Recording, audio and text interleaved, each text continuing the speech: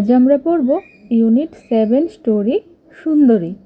আগের ভিডিওতে আমি ইউনিট 1 to 6 এবং 7 পোয়েম এ কাইট সম্পূর্ণ বাংলাতে ব্যাখ্যা করেছি, আর ভিডিও লিংক আমি ডেসক্রিপশন বক্সে দিয়ে দিয়েছি, তোমরা ওখানে গিয়ে দেখে নিও।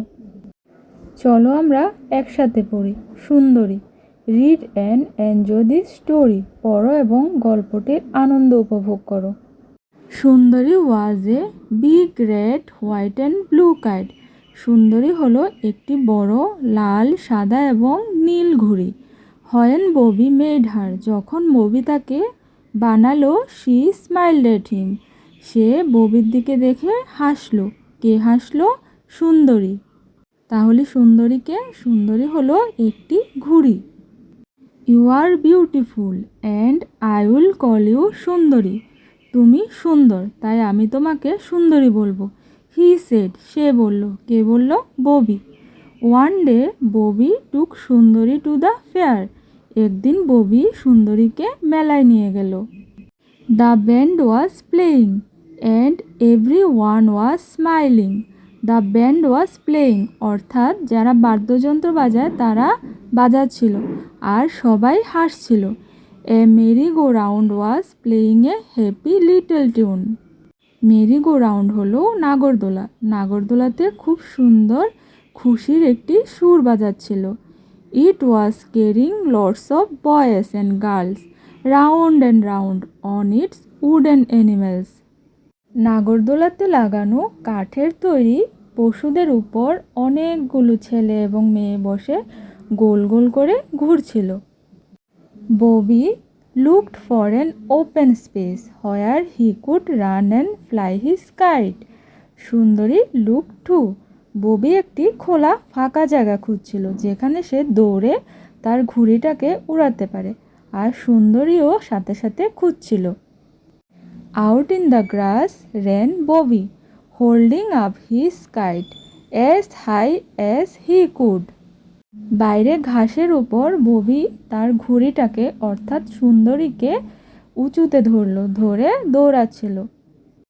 বিগ হলো বড়, রেড হলো লাল, হোয়াইট হলো সাদা, ব্লু হলো নীল, আর কাইট হলো ঘুড়ি।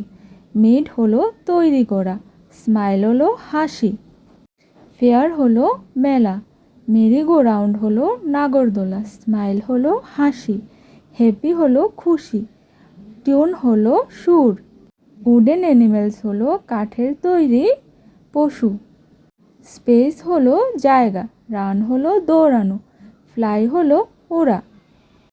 Puff the wind came along. তারপর কি হলো? বাতাস এলো। সুন্দরী স্টার্টেড টু ফ্লাই আপ। সুন্দরী উঁচুতে উঠতে শুরু করলো।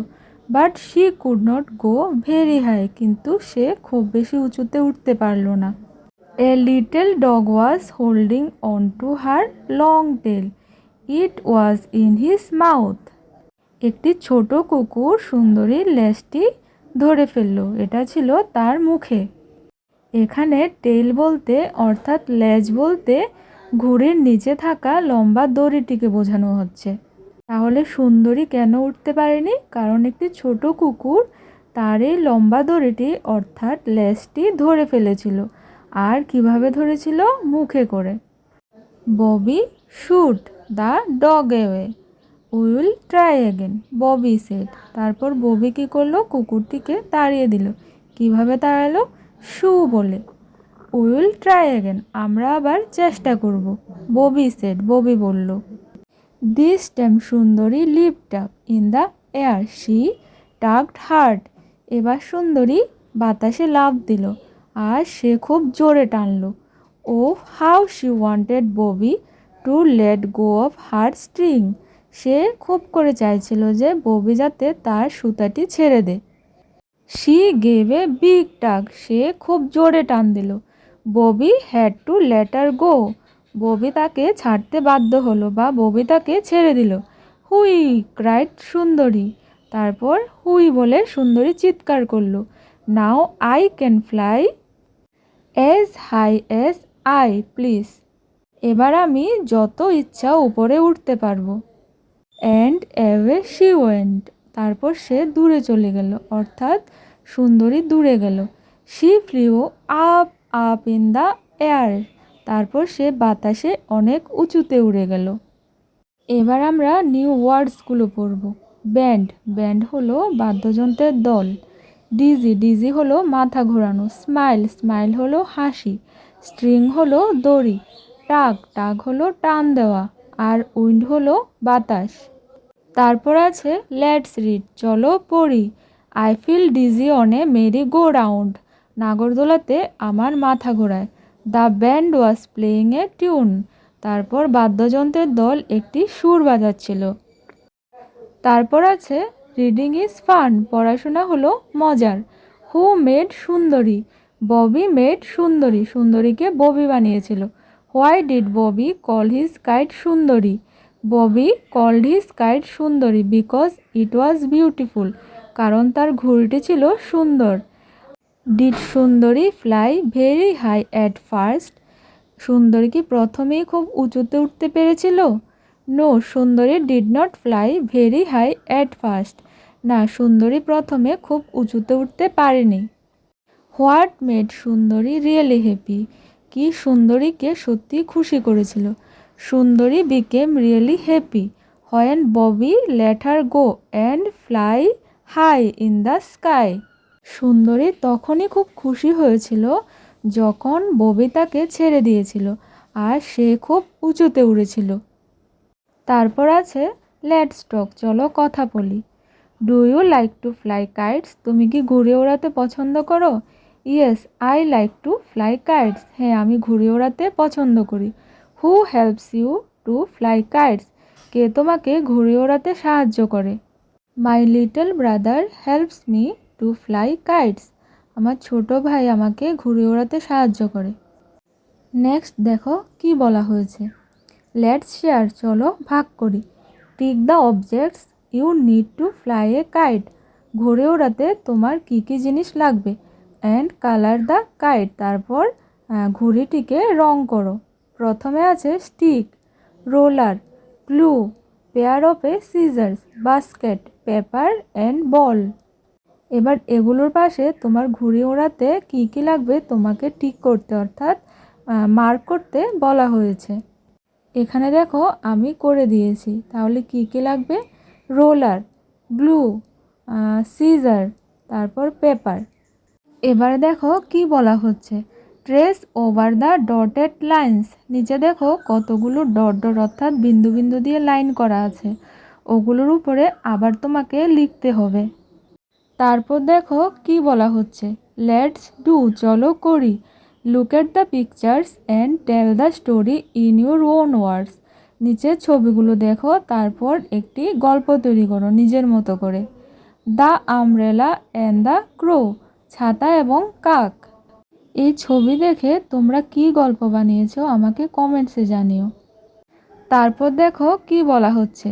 Rearrange the following sentences in the right order to make it into a story on the left page, অর্থাৎ এখানে নিচে দেখো কতগুলো বাক্য দেওয়া আছে, ওগুলোকে তোমাদের আবার সঠিকভাবে সাজাতে হবে যাতে এটা দিয়ে একটি গল্প তৈরি হয়। তাহলে কি লিখতে হবে? It is raining, the girl has an umbrella, a wind blows, the crow flies away with the umbrella, the umbrella hangs from a tree, the umbrella is now a nest. তাহলে গল্পটি কি দাঁড়ালো? বৃষ্টি হচ্ছিল আর একটি মেয়ে ছাতা নিয়ে যাচ্ছিল, অর্থাৎ তার কাছে একটি ছাতা ছিল। তারপর বাতাস এলো আর একটি কাক ওই ছাতাটি নিয়ে উড়ে গেল। তারপর কি করলো? গাছে ঝুলিয়ে দিল। তারপর ওই ছাতাটি কাকটি নিজের বাসা হিসাবে ব্যবহার করলো, অর্থাৎ ছাতাটি কাকের বাসা হয়ে গেল। Now say the story in English using the words rain, wind, crow, nest, is, has, blows and flies, অর্থাৎ এই শব্দগুলো ব্যবহার করে ইংলিশে একটি গল্প বলো। A girl walks in rain, একটি মেয়ে হাঁটছিল বৃষ্টিতে। সাডেনলি দ্য উইন্ডস ব্লো, হঠাৎ করে বাতাস এলো। A crow comes and takes away her umbrella, একটি কাক এলো এবং তার ছাতাটি নিয়ে গেল। She is very sad because the crow has her umbrella now.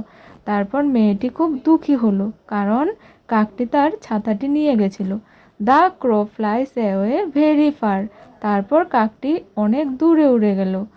And makes his nest using the umbrella. এবং এই ছাতাটি দিয়ে সে তার বাসা তৈরি করলো, ঘর তৈরি করলো। তারপর দেখো কি বলা হচ্ছে, লেটস রিড অ্যান্ড রাইট, চলো পড়ি এবং লেখি। এখানে দেখো ডট ডট অর্থাৎ বিন্দু বিন্দু দিয়ে কিছু শব্দ লেখা আছে, যেমন ক্র, তারপর নেস্ট, গার্ল, নেস্ট ইত্যাদি। তোমাদেরকে এই শব্দগুলোর উপর আবার লিখতে হবে। এখানে দেখো আমি করে দিয়েছি, তোমাদেরকেও বাড়িতে এভাবে করতে হবে এবং শিখতে হবে। আশা করছি তোমরা বুঝতে পেরেছো। তাও যদি তোমাদের বুঝতে অসুবিধা হয় আমাকে কমেন্টসে জানিও। Thank you for watching.